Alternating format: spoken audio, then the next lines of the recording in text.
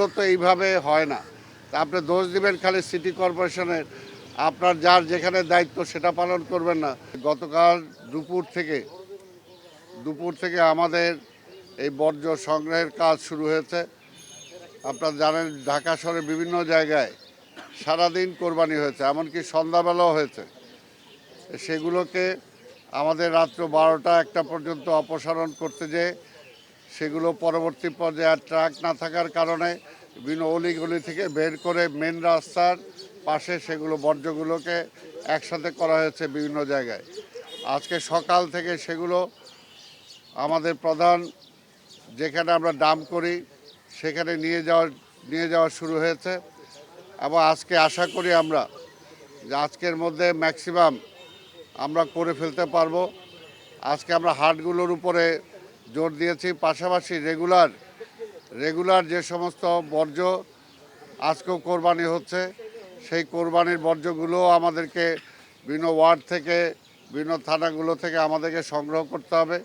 সেই ব্যাপারে আমাদের পরিচ্ছন্ন কর্মচারীরা সেখানে আছেন, কাজ করছেন।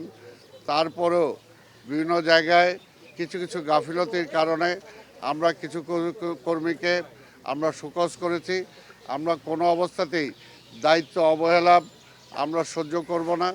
আমরা চাব যথাসময়ে যথা কাজ, যেটা আমরা বলেছি, মাননীয় প্রধানমন্ত্রী যেটা আমাদের নির্দেশ দিয়েছেন আমরা সেটা পালন করার জন্য চেষ্টা করব।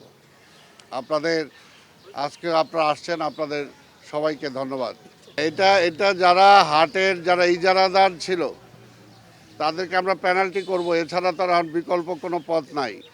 এবং পরবর্তী পর্যায়ে আবার এই সমস্ত হাটের এরা ইজারা পাবে কি না সে ব্যাপারে আমাদেরকে চিন্তা করতে হবে।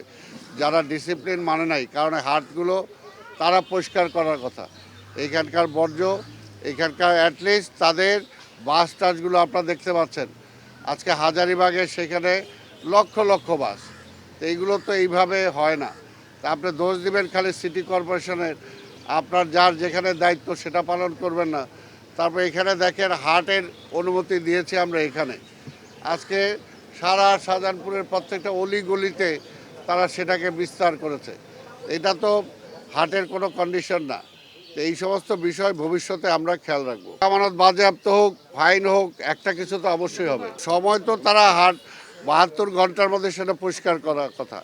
হাট শেষ হয়ে যাওয়ার ৭২ ঘন্টার মধ্যে। তা আপনারা দেখেন কয় ঘন্টা অতিক্রম হয়েছে, এখন তো আমাদেরকেই পরিষ্কার করতে হচ্ছে। কাজে সেটা তাদের তো অবশ্যই পেনাল্টি করা হবে, এই ব্যাপারে কোনো ছাড় নাই।